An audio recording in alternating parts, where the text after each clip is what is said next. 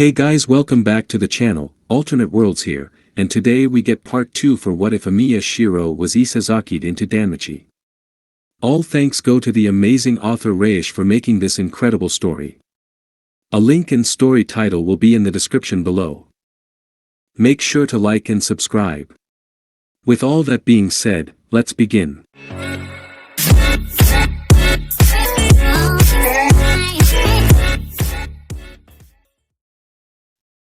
Chapter 4.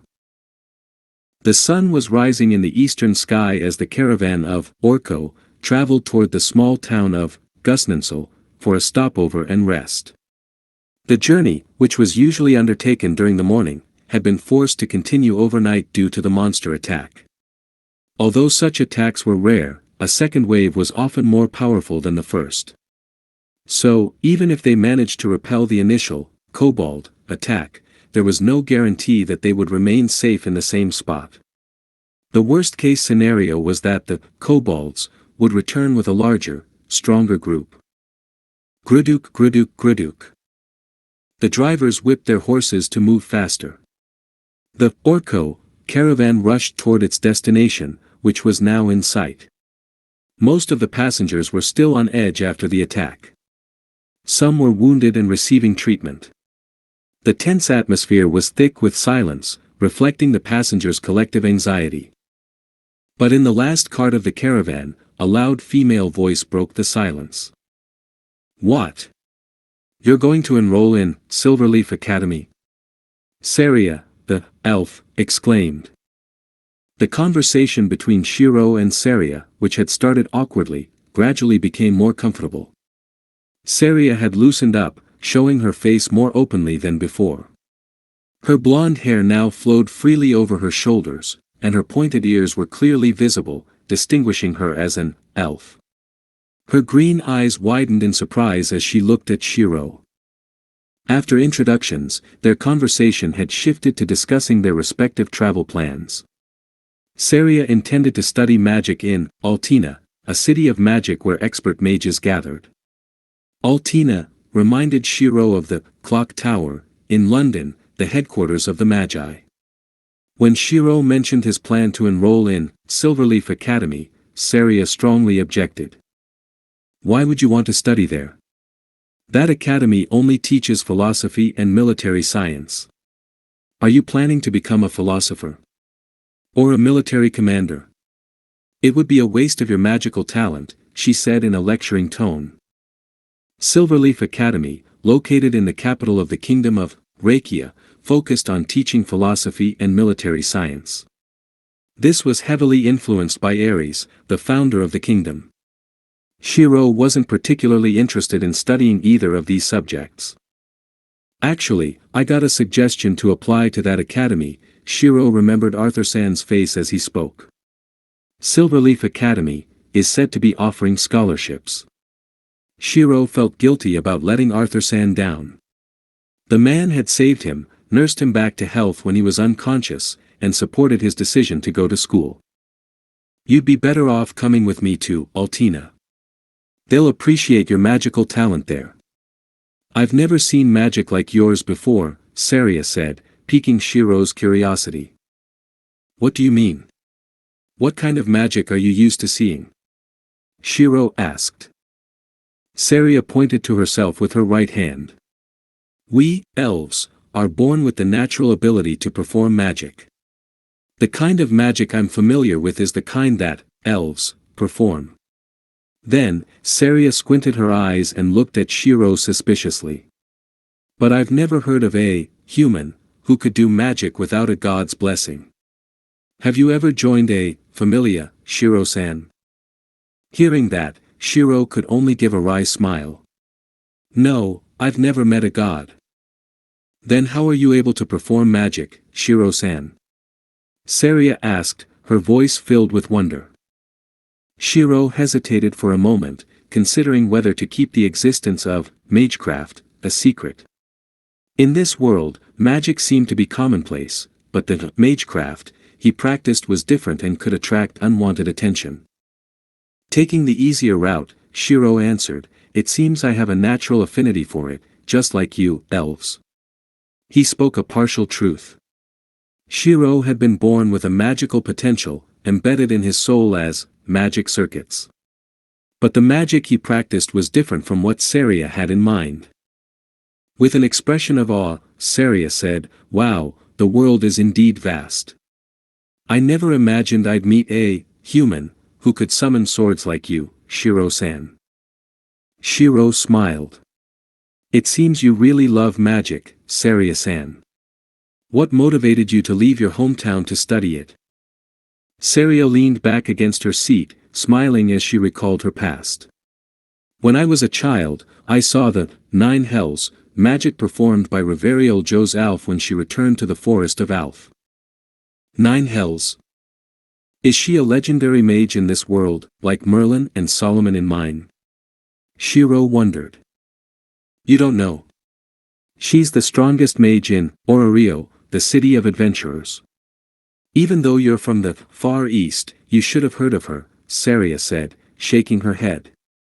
The ends of her hair swayed gently against her cheeks. "When I was a child, I watched her demonstrate one of her most powerful spells in an open field," Saria continued her story. Shirou realized that, unlike the magi in his world, the mages in this world seemed more open and didn't keep their magic a secret from ordinary people or other mages. Shirou agreed with the magi in his world. It was better to keep one's techniques hidden so as to maintain an element of surprise against enemies and prevent them from preparing countermeasures. Imitating her idol, Saria recited the incantation with a serious expression, harbinger of the end. "The white snow. Blow with the wind before the twilight. Closing light, the freezing land. Blizzard, the 3 severe winters, my name is Alf. Wind Fimbulvatcher." Saria shouted, imagining that she had successfully cast the spell. With her serious demeanor, Saria raised her magic staff in her right hand, but the gesture came off as more cute than impressive, like an adept mage. Saria continued her story with dramatic flair. Crystal ice formed as far as the eye could see. It was as if time itself could stop because of her magic. "I stood in the front row, and I could feel the cold of her spell." Remembering the awe-inspiring sight, Saria smiled. "Seeing such incredible magic inspired me to become a mage." Chuckle. Shirou couldn't help but let out a small laugh. Feeling teased, Saria glared at Shirou. "What's so funny?" I'm just glad you're opening up more now." Remembering how she had initially ignored him, Shirou continued, "You seem to really love magic, speaking about it with such enthusiasm, even though you were so quiet before." After a brief silence, Saria explained, "Actually, this is the first time I've ever spoken to a human. I grew up in my hometown's forest, never seeing the outside world. But for the sake of my dream, I said goodbye to my parents and ventured out into the world. At first, I thought humans were greedy, dishonest, and deceitful." Then Saria smiled gratefully, "But I was wrong. There are good people too, like you, Shirou-san." And used to being praised, Shirou felt his cheeks heat up. "It's nothing. I'm not that good." Shirou felt undeserving of such praise for what he had done. He had saved Saria of his own free will. Shirou lowered his head. For a moment, the atmosphere became awkward again. Shirou wanted to break the silence and start a new conversation. Just as Shirou was about to speak, the driver called out, "We've arrived in the town of Gusnansel. We'll regroup here tomorrow morning to continue the journey." Saria pulled her hood back up, gathered her belongings, and stepped out of the cart first. "Come on, Shirou-san," she called from outside. Having packed his things, Shirou followed Saria out of the cart and walked alongside her. "Where are we going?" As they walked, Saria scanned the buildings in the town of Gusnansel. The town seemed smaller than the previous one. The part of Gusnansel they were passing through was filled with street vendors. Merchants had already set up their stalls, and housewives were crowding around to shop. Saria's gaze settled on a small eatery at an intersection. "How about we have breakfast first?" "Sure, I'd like to try some local cuisine, Shirou replied. Then what are we waiting for? Let's go. Saria cheerfully hurried ahead of Shirou and entered the eatery. Shirou quickly followed Saria through the eatery's wooden door. Inside, the staff was busy serving customers, and the place was bustling with people enjoying breakfast.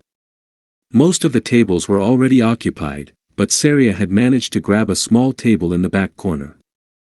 Sit here, Shiro-san, Saria gestured for Shirou to sit across from her at the small table. Following her invitation, Shirou took a seat directly in front of Saria, with the table separating them. Saria handed him the menu. What would you like to order, Shiro-san? After scanning the menu, Shirou made his choice. One traditional pasta dish and a glass of water. Hearing that, Saria called the waitress and ordered, "We'll have 2 servings of traditional pasta and 2 glasses of water." Shirou raised an eyebrow. The same order. Saria smiled playfully. I also want to try the local cuisine. Starting a new topic, Saria asked, so, Shiro-san, have you changed your mind about attending Silverleaf Academy? To be honest, hearing your argument about that school makes me doubt if it's the right choice, Shirou replied. See? Then why not come with me to Altina? We can study magic together, Shiro-san, Saria said, already imagining it. Studying magic together at a magic academy, it reminds me of when Tosaka asked me to continue my studies with her at the clock tower, as her magus apprentice. Shirou remembered Tosaka inviting him to study together during the final phase of the Grail War. Shirou could still picture Tosaka sitting on the desk, hugging her knees as the sun set. I wonder how she is. I hope she's okay, Shirou thought. Thinking about what might have happened made Shirou's mood even gloomier. Being far away from them, Shirou felt powerless to help. Shiro-san, Saria's voice finally reached Shirou's ears. What is it? Breakfast is served. What were you thinking about? Saria leaned in and looked into Shirou's eyes with concern. From that position, Shirou could clearly see the elf's beautiful face and the pointed ears she hid beneath her hood. Shirou stammered as he replied, Hey, nothing, I was just thinking about home. The Far East, right? Your hometown, Saria recalled their previous conversation. Saria continued, I sometimes miss my friends back home too. We grew up learning magic together.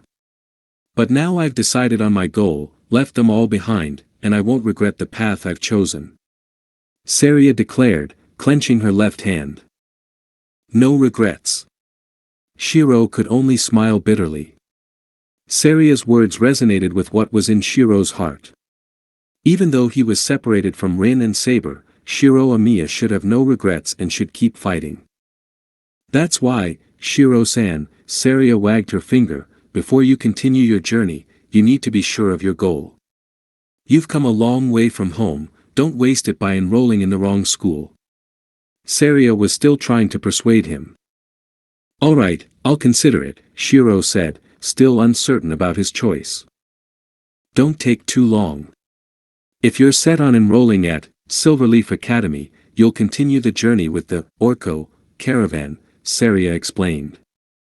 But, if you change your mind and want to study with me, Saria placed her hand on her chest, we can find another caravan heading to Altina. This city is frequented by travel caravans since it's at the border, so it shouldn't be hard to find one, Saria explained as she began her breakfast. Following Saria's lead, Shirou also started enjoying his pasta, understanding why the eatery was so popular. Studying magic with this elf girl doesn't sound too bad, Shirou thought.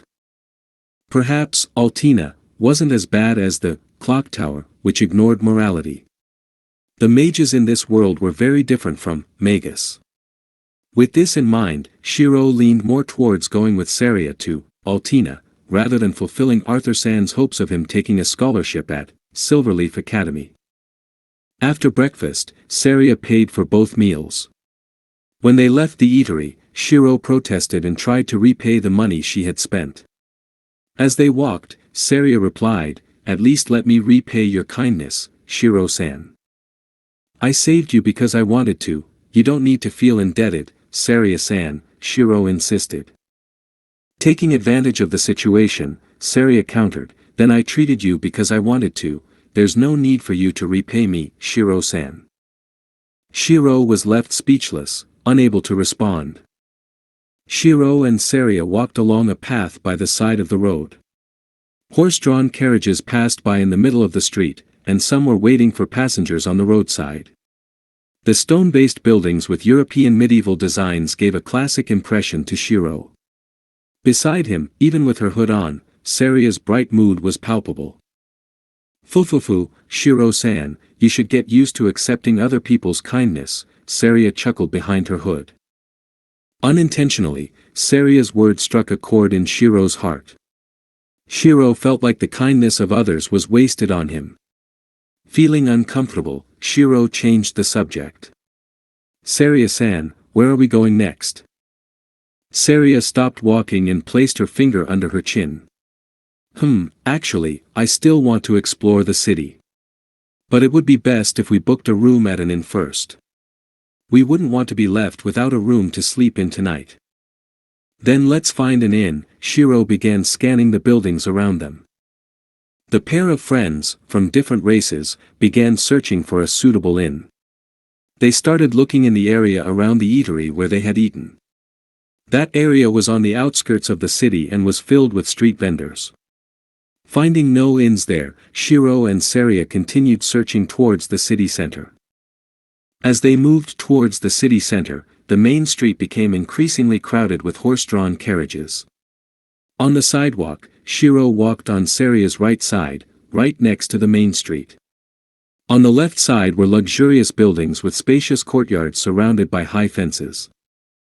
"Shirou-san, look over there. There's an inn." Saria pointed to a building directly across the street. From across the street, they could see that the inn had 2 floors.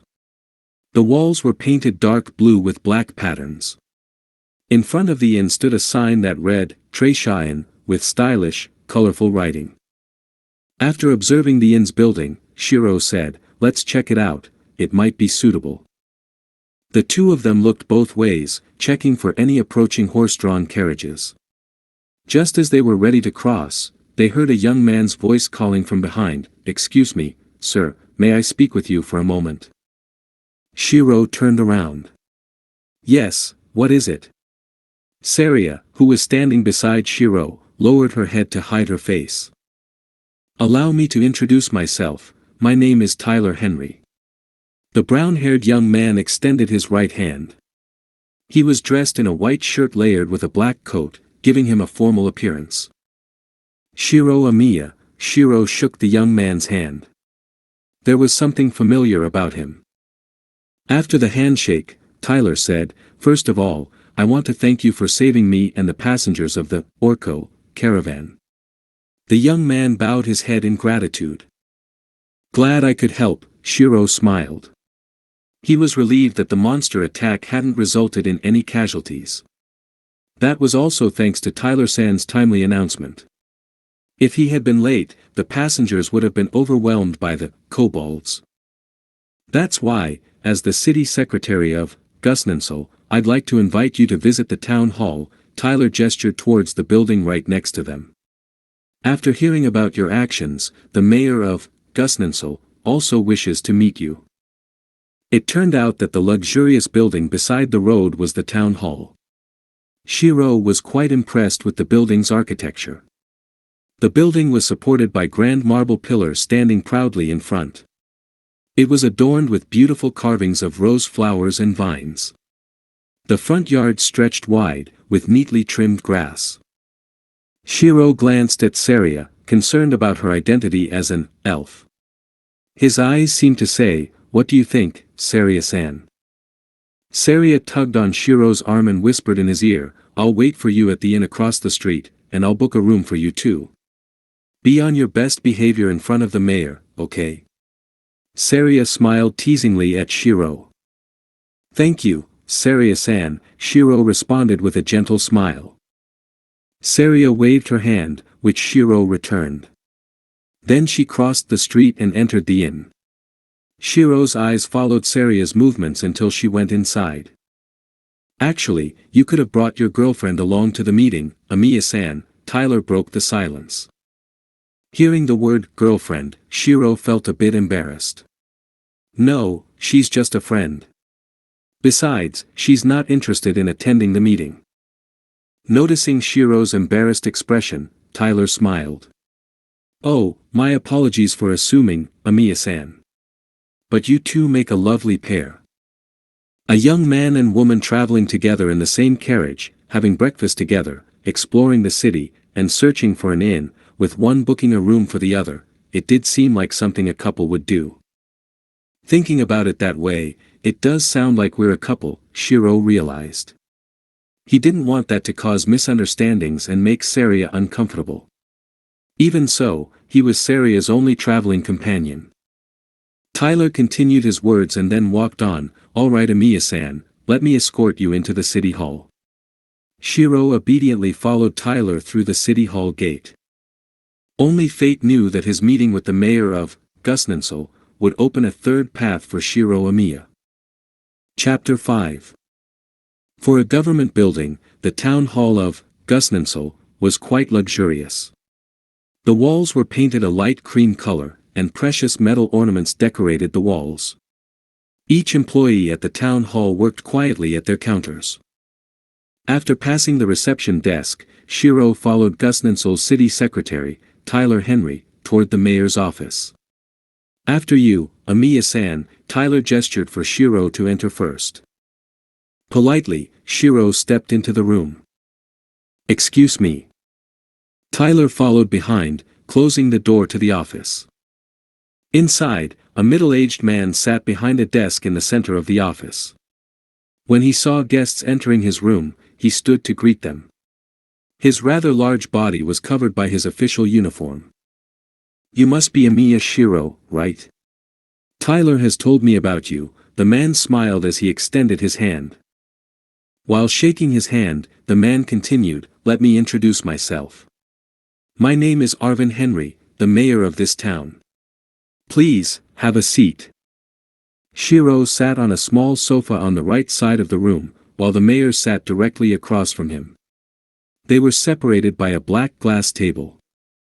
Noticing that there was no refreshment for his guest, Arvin instructed his secretary, Tyler, go make some drinks and bring some snacks over. Yes, sir.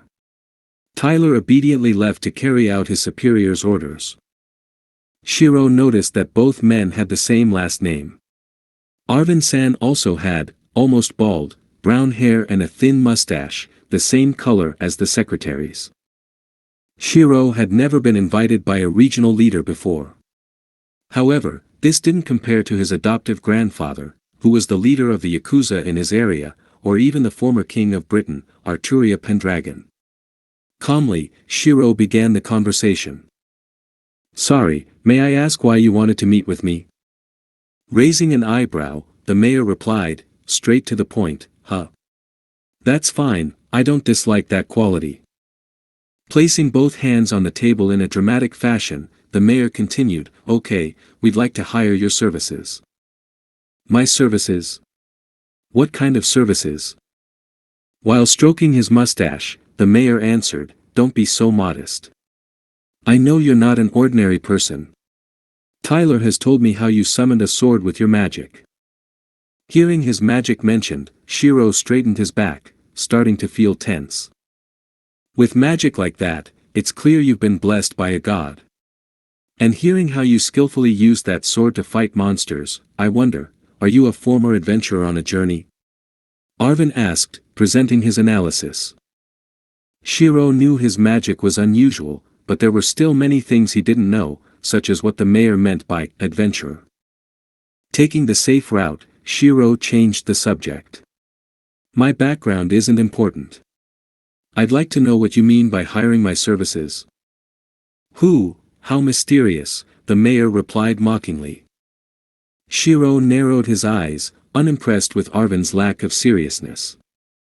Noticing Shirou's disapproving expression, the mayor cleared his throat and straightened his jacket. Ahem, in short, I, as the representative of Gusninsel, want to hire you to exterminate some monsters. Alright, I'm listening. As you may know, monsters have been attacking the road leading to this town. Some eyewitnesses saw that they came from the hills by the road. I want you to wipe them out, all the way to their lair, so no more lives are lost. Shirou was interested in the job. However, he wasn't sure if he would have enough time to continue his journey to Silverleaf Academy, or accompany Saria to Altina. He didn't want to miss the school enrollment deadline. While Shirou was weighing his options, the office door opened. Tyler entered, carrying a tray with a bottle of syrup, 2 glasses, and some cookies, which he placed on the table. Excuse me, Tyler said as he poured syrup for both Shirou and Arvin. Oh ho, please enjoy, Arvin said as he began eating without hesitation. Shirou also began eating the cookies. The crunchy sensation and the variety of flavors from the cookies spread across Shirou's tongue. So, what do you think? Are you interested? It's rare to have adventurers like you in this town. By exterminating the monsters, you'll be saving many lives, the mayor asked, holding a glass of syrup. Shirou, who had been hesitant, lost his doubt upon hearing the mayor's words. Even if he missed the school deadline, or didn't go at all, Shirou preferred to save others. Alright, I'll do it. When can I start? Shirou asked, his voice filled with determination. Hearing Shirou's response, the mayor smiled broadly. Ho ho, the sooner, the better. Tomorrow morning would be perfect. As for your payment, would you prefer cash or something else? Cash is fine. Shirou hadn't thought much about payment for his services. Okay. How does 100,000 valas sound? You can keep any magic stones, or drop items, you find. Arvin began negotiating. I'll take it, but I'd like to hire a guide and buy a horse first. For a guide, take this kid.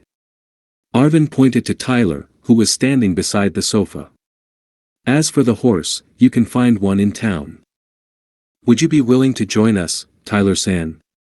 Shirou wanted to ensure Tyler wasn't being forced. It would be my pleasure, Emiya-san, Tyler answered without hesitation. Alright, I'll meet you at the city gate tomorrow morning, Shirou said. Understood. After Tyler replied, the mayor stood up. Wait here for a moment, he said, walking over to his desk. Shirou also stood, curious about what the mayor was doing. However, his attention was drawn to a long sword hanging on the wall behind the mayor's desk. The sword had a black hilt and a long, double-edged red blade that emitted an aura of burning fire. With his magic, Shirou knew it wasn't an ordinary sword. The sword was a magic sword, with the fire element and strong explosive power. From the information the sword gave him, Shirou knew that magic swords would shatter after being used. Displaying such a sword in a room was like hanging a missile ready to explode. Arvin returned from his desk, carrying a pouch of money. He walked over to Shirou and handed him the pouch. Here's 20,000 valas up front. You'll get the rest after you finish exterminating the monsters. Shirou accepted the pouch and asked, why do you have an active, magic sword, on display? If it's triggered, this whole town hall could burn down. Really? That sword's been hanging there for ages. It was made by the Kratzo ancestors to kill powerful monsters. No wonder it's still active. Arvin scratched his mustache, pondering the situation. But I guess it's fine hanging there, since it hasn't exploded yet, Arvin replied nonchalantly. Swallowing the mayor's logic, Shirou gave a wry smile. If you think so, alright, but it's better to be cautious. Arvin just nodded at Shirou's advice. If that's all, I'll be on my way, Shirou said, bowing his head. As Shirou opened the office door to leave, he heard Tyler say, take care, Emiya-san. Leaving the town hall, Shirou walked toward the inn directly across the street. Along the way, he thought about how to tell Saria that he couldn't go with her. Shirou didn't want Saria waiting for him to finish the job, especially since it involved going to dangerous places. Shirou decided to bid her farewell. Upon entering the inn, Shirou approached a young man sitting at the reception desk. "Excuse me, do you have a room reserved under the name Shirou Emiya?" The receptionist replied, "Just a moment." After checking, he answered, "Yes, your room was reserved by Saria Balsis, number 202. Here's your key." Air. "May I know the room number she reserved?" Shirou felt awkward asking for the room number of a girl he had just met. "Saria Balsis reserved room number 201, right next to yours." "Thank you." Shirou headed to his room on the second floor. He climbed the wooden stairs and found his room, located right next to room 201. The room Shirou had was medium-sized for an inn. It was equipped with a bathroom and a small bed in the corner. Shirou placed his belongings beside the bed, then took a bath and changed his clothes. As he was changing, Shirou suddenly remembered the small bell he had projected, tied to the side of his pants. Using the spell, structural analysis, Shirou could tell that the particles making up the bell were no longer stable. The bell was nearly dissipating into mana in the air. With a simple analysis, Shirou concluded that objects he created with projection wouldn't last more than 3 to 4 days without direct contact with him. Satisfied with the conclusion, Shirou dispelled the bell back into magical energy. Since Shirou didn't have any spare clothes, he used the same outfit as before, only this time it was created by his magic projection. Man, projection is really useful. For most, magus, projection, or as they call it, gradation air, isn't very useful because it's far inferior to the original item. This is because gradation air is the result of a mental image of an object in the magus' mind. However, most magus cannot perfectly recreate an item due to their limited ability to understand and visualize the structure of the object. The result is an inferior object that quickly dissolves into mana. But Shirou Emiya, an amateur magus, had perfected the basic spell of structural analysis, allowing him to fully understand an object. Especially when it came to swords or weapons in general, he could even grasp their history. This spell, performed simultaneously with structural analysis, was called tracing.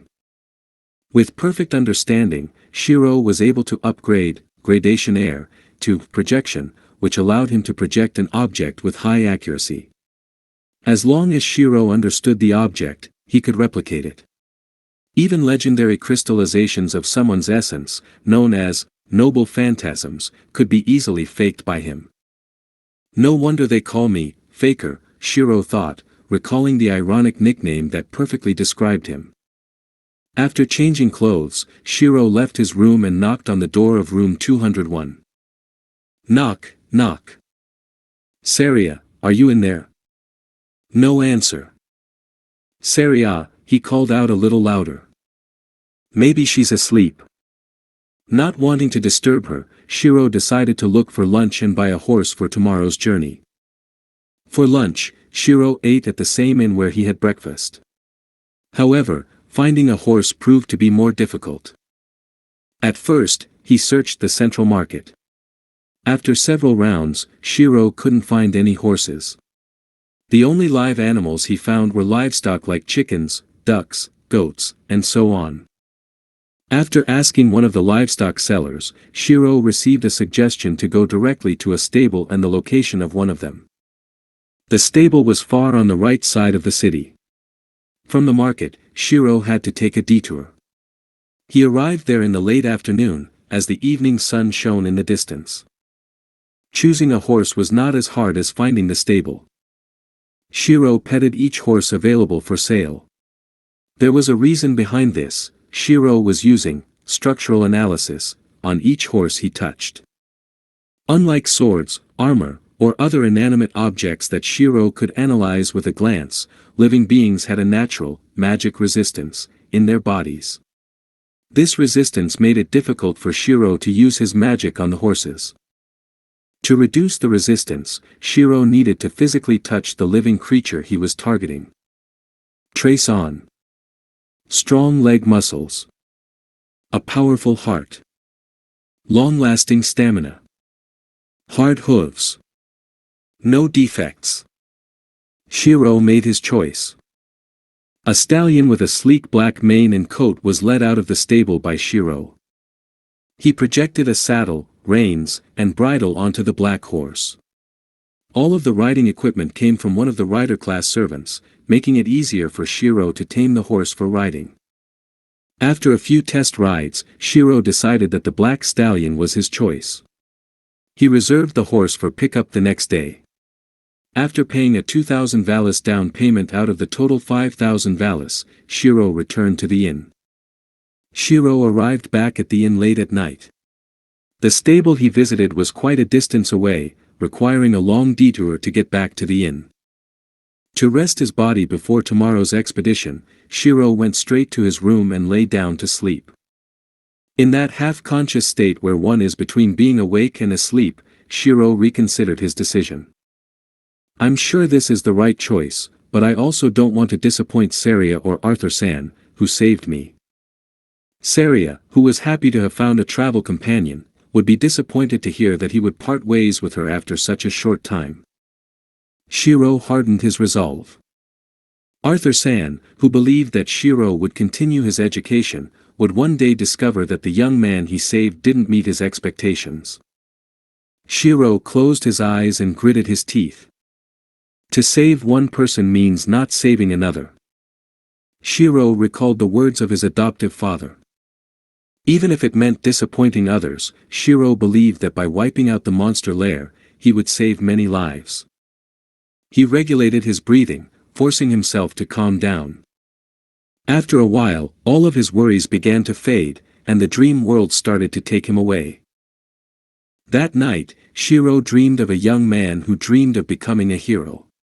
A dream very similar to his own past, not too long ago. A dream about the Holy Grail War. Chapter 6. Shirou jolted awake from his sleep. His comfortable sleeping position had turned into a tense sitting posture. The clothes he wore were drenched in cold sweat due to the dream he had. A dream about the Holy Grail War. Why did I dream about that? Shirou began to think. The dream he had last night felt identical to the Holy Grail War he had experienced, but there was something slightly different about it. While rubbing his eyes, Shirou started recalling the dream. At first, it mirrored what he had experienced before.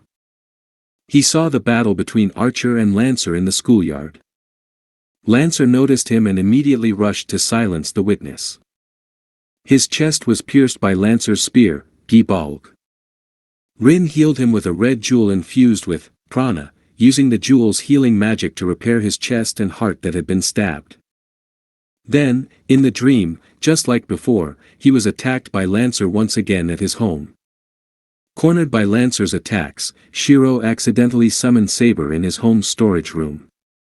Saber successfully protected him from Lancer's assault, though she was wounded by Lancer's spear. Rin and her servant came to check on Shirou's condition, but Saber confronted Rin and Archer. Shirou wasn't quick enough to stop Saber, and as a result, she inflicted a severe wound on Archer. Archer. Shirou furrowed his brow. He vaguely remembered that the archer with Rin wasn't counter-guardian Emiya, but someone different. She was a beautiful woman with green hair and brown streaks. The woman had lion-like ears. She wore green attire and a short skirt, wielding a short black bow adorned with gold. In the dream, Shirou was able to read the history and legend of the bow using his tracing magic. The black bow was a noble phantasm, belonging to the ancient Greek, heroic spirit, Atlanta. That was all he could remember from his dream last night. Strange. Why was my dream different from what I experienced? Could this be a side effect of kaleidoscope? Shirou shook his head. It was useless to think about things he didn't understand. Instead of making baseless assumptions, it was better to prepare for today's monster hunt. Shirou got up from his bed and started getting ready for the day. Knock, knock, knock. The sound of knocking echoed through the room in the early morning. The sun was just peeking through the inn's window, and most of the guests were still sound asleep. But a young red-haired man stood in front of one of the inn's doors, already dressed and prepared for monster hunting. That morning, Shirou had woken up early and gotten ready. He packed his belongings, prepared his horse, and equipped his weapons for the hunt. Around his waist were 2 short sword scabbards, each containing a sword named Kansho and Bakuya, ready to be drawn for battle. Shirou had prepared the sword so that he wouldn't need to use projection. Shirou planned to conceal his projection ability to avoid attracting unnecessary attention.